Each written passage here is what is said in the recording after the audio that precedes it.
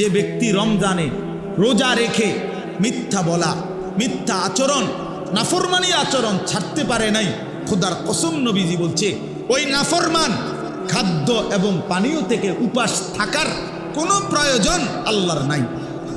যা বেটা তুই, আল্লাহ বলেন মিথ্যাই যেহেতু ছাড়লি না, মোবাইলের নারী যেহেতু ছাড়তে পারলি না, সুদখোর তুই সুদে যেহেতু ছাড়লি না, বেপর্দা নারী, বেহায়া নারী তুই যেহেতু পর্দাই করতে পারলি না, তো আর উপাস থাকার দরকার নেই, বাতে খা, সকালের নাস্তাও কর, দুপুরের খাবারও খা, লাগবে না, তোর রোজা দিয়ে আমি করব।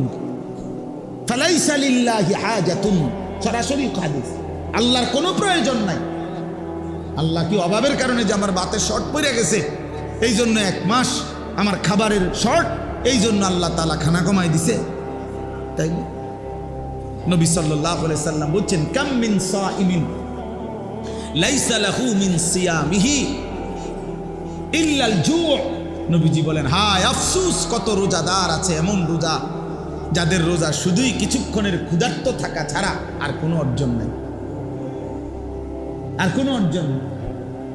আগের মতোই সুদ খাচ্ছে, ঘুষ খাইতেছে, মিথ্যা বলতেছে, টেলিভিশন দেখতেছে, নাটক সিনেমা দেখতেছে, মোবাইলের অশ্লীল ছবি দেখতেছে, মহিলা বাজারে বাজারে বেপর্দা ঘুরতেছে, জুতা কিনে, শাড়ি কিনে, গহনা কিনে, 3 পিস কিনে, এমনি কয় রোজা রাখছে। কীর্তেন রোজা রাখছেন আপনি বাতে না খাইবেন?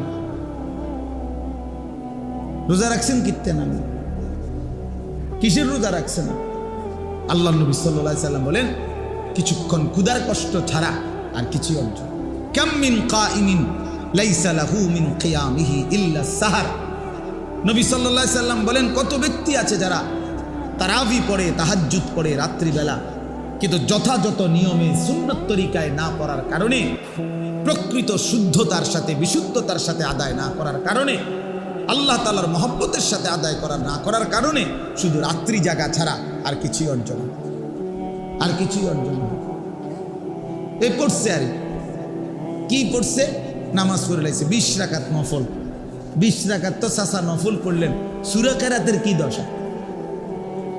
তাব্বাতিয়াত তো ভুল, কুল হুয়াল্লাহু আহাদ তো আপনি ভুল পড়েন, আত্তাহিয়াতু লিল্লাহি ওয়াস সালাওয়াতু ওয়াত তাইয়্যিবাত এইটা তো আপনি ভুল পড়েন। আপনার দোয়ায়ে কুনুত তো শুদ্ধ হয় না, আপনি রুকুর থেকে সোজা হইয়া দাঁড়ান না, আপনি সেজদা একটা দিয়া মাথা একটু উড়াইয়া আরেকটা সেজদা দিয়ালান, এরকম নামাজ 200 রাকাত পড়লে কি? হ্যাঁ, এই নামাজে 200 রাকাত পড়লে কি? 20 রাকাত তারাবি পড়তেন, আপনি 200 রাকাত পড়েন তারাবি, ওডেনার নামে ওডেনার নামে। হ্যাঁ, আল্লাহ নবী সাল্লাল্লাহু আলাইহি সাল্লাম বলেন এমন রাত্রি জাগরণ শুধু কিছুক্ষণ রাত জাগছে আর কিছু হচ্ছে। আল্লাহ নবী সাল্লাল্লাহু আলাইহি সাল্লাম বলেন আসসিয়ামু জুন্নাতুন, রোজা ঢাল স্বরূপ।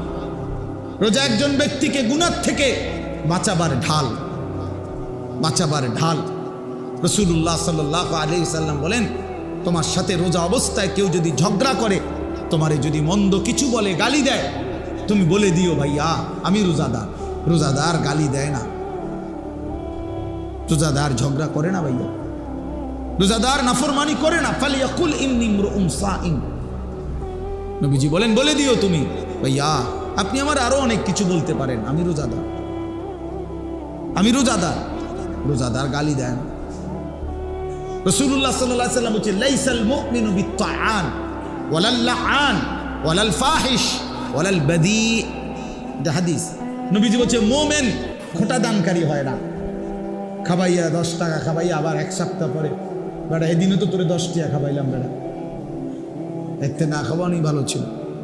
তো আল্লাহ নবী সাল্লাল্লাহু আলাইহি ওয়াসাল্লাম বলেন মুমিন খোটা দেয় না, অনুগ্রহ করে কি দেয় না?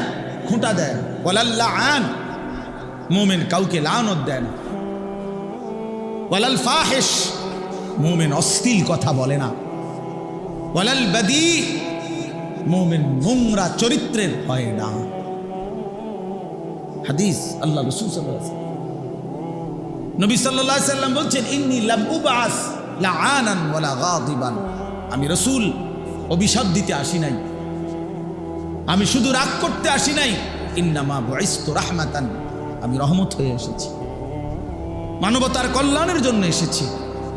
আল্লাহর নবী বলছেন ভাইয়া ওয়া ইন্নী আখিযুন বিহুজাজিকুম।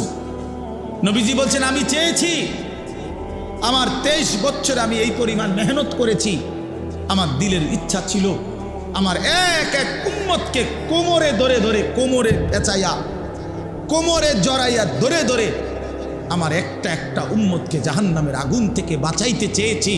আমি সেই ফিকির নিয়া, মেহনত নিয়া, সেই কষ্ট নিয়া আমি রসুল মানুষের দ্বারে দ্বারে, দুয়ারে দুয়ারে ঘুরেছি। কেউ যদি, এদিকে হাতটা দেন, কেউ যদি হাত ধরে ভাই আমি তোমাকে ওই আগুনে পড়তে দিব না, সে হয়তো রাগ করে ঝটকা দিয়া হাত সরায় ফেলছে, সরেন মিয়া, আমি যাবই হ্যাঁ নেই আপনার কি, আমি তার পিঠে হাত দিলাম, ভাই যাইও না তুমি, ওইটা বরবাদই তোমার। সে হয়তো পিঠের হাত ফেলে দিছে, যা মিয়া সরো, আমার বাধা দিবা না, আমি যাবই।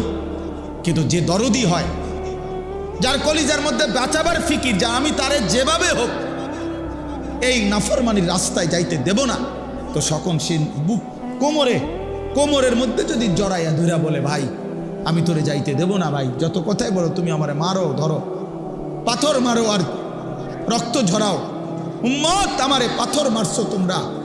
আল্লাহর নবী বলছে আমি পাথরের আঘাত সয়েছি, ক্ষুধার কষ্ট সয়েছি, দান দান শহীদ করা খুন সয়েছি, কিন্তু তবু আমি চেয়েছি আমার এক এক উম্মতকে কোমরে ধরে ধরে জাহান্নাম থেকে বাঁচায়, জাহান্নাম থেকে বাঁচায়। প্রিয় বন্ধু, নষ্ট হয়ে গেল কেমনে? কোন নবীর উম্মত হইয়া নষ্ট হয়ে গেল? আহা, ইহুদি নষ্ট হয়ে গেছে, তার উপযুক্ত কোনো কিতাব নাই, তাদের কাছে কিচ্ছু নাই বাবা। এজন্য ইহুদিরা বেঈমান। তুমি কেন বেঈমান হইলা? আরে খ্রিস্টানের কাছে কোনো আসমানি কিতাব নাই। এই গোটা পৃথিবীর যত খ্রিস্টান ইউরোপের, তাদের কাছে কোনো আসমানি কিতাব নাই, আল্লাহর কসম নাই। আমি খোলামেলা বললাম, এই যে সব তো রেকর্ড হয়। কোন হিন্দুর কাছে কোনো আসমানি কিতাব নাই, কোন ইহুদির কাছে কোনো আসমানি কিতাব নাই, কোন খ্রিস্টানের কাছে কোনো আসমানি কিতাব নাই, কোন বৌদ্ধের কাছে কোনো আসমানি কিতাব নাই, কিন্তু আমাদের কাছে তো আসমানি হুবহু কিতাব আছে। তুমি নষ্ট হইয়া গেলা কেমনে বাপ? ইহুদি নষ্ট হইবার তো যুক্তি আছে, তার কাছে তো নাই কিছু। খ্রিস্টান নষ্ট হয়ে যাওয়ার তো যুক্তি আছে। তো মুসলমানের বাচ্চা তুমি নষ্ট হয়ে গেলা কেন?